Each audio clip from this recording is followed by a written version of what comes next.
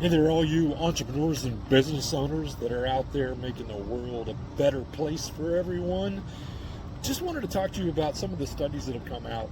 If you're a business owner and you've ever had to make payroll, you're different than everybody else, all the worker bees. And I'm nothing against the worker bees out there, but until you've tried to make a payroll for a couple months in a row, when everything's going to heck in a handbasket, then if you're stuck with it, you're a different breed.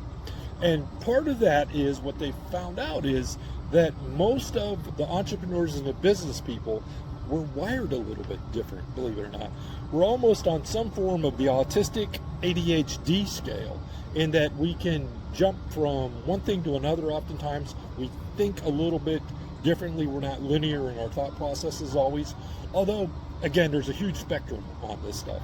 But if you're neurodivergent is probably the best way to put this, then you understand what's going on. And what I've been trying to learn since I was a kid, because if you were like me, I was bored out of my gourd in school.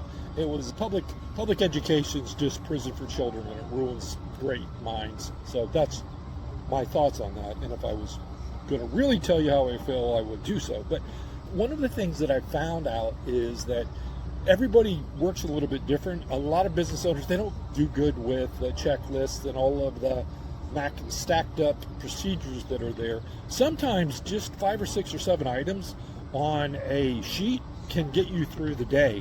And if you've been around the block as long as I have, you kind of figure out what works and what doesn't work. But recently, though, I found a couple of things that kind of just like shove it into the next gear. And I'm already in 6th gear, but this is like, I don't know, overdrive what's beyond that. And that is just to make sure that you make time to chill out for a little bit without anybody yapping. Get off your phone. Although I'm on my phone, I'm not checking messages, I'm not checking emails, I'm not checking texts. I'm just getting my thoughts together to help myself and you, hopefully, too. That's all it's about, right? You make as much money as how many people you serve and the quality of that service. And plus your ability to price things right, too. There's a lot of great products out there that are priced too low that people don't think are worth a junk, and so they won't buy them. And on the other end of the spectrum, too, there's a lot of expensive crap out there that isn't worth it, especially when it comes to coaches and marketing systems and everything else. Believe me, I don't even want to look at how many zeros I've spent on bad stuff. But you continue to spend, I probably buy 10 items or 10 things that'll just give me that one little edge. 9 of them are absolute junk. I get that one little edge out of the one thing, and it pays for itself if you're on a roll.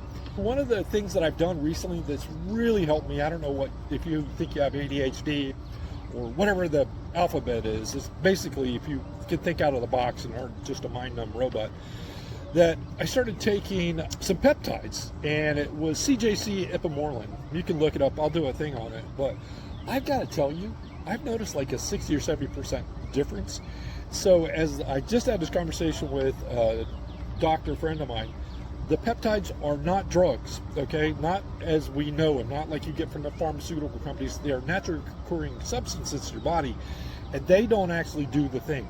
All they are is basically the catalyst or the trigger that gets your body to do whatever it is. It's kind of like, instead of taking a hammer to somebody and whacking them on the head to pay attention, you just go like this: hey, I'm over here, let's do this thing. And I don't know if that's a good analogy or not, but that's what it is. It does not cause the differences in your body. And one of the things that I've noticed is I'm a lot calmer. I'm able to laser focus. Not that I can anyway, because I can go OCD on stuff and get stuck in things for 2 or 3 days. But if you're neurodivergent, you have a low level of dopamine. So you need to get that in whatever you do. That's why I bet you probably doom scrolled for an hour or two and it's like, what was I doing? So that is part of it. That's a low dopamine level. And once you get that switched over to doing things that are functional, and the peptides can really help, it's kind of crazy. I wish I'd have discovered this 10 years ago, but they really didn't know what's going on about it. And here's the thing: the big drug companies are trying to force these out so the public can't get to them, and they're actually going after compounding pharmacies. They're the little guys that make up like they used to instead of buying them from the drug companies. Their lobby is so strong.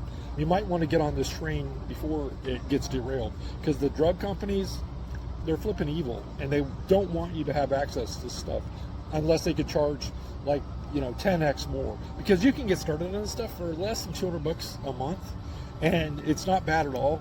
And I've never been on Ritalin or any of that junk, but the peptides just actually help get your chemistry back in order, and they're catalysts. They don't actually take part in the reaction. They just, like they say, hey, let's take a look at this section over here and get going on it. So anyway, that turned into a ramble, but got a lot on my mind, and it's good stuff.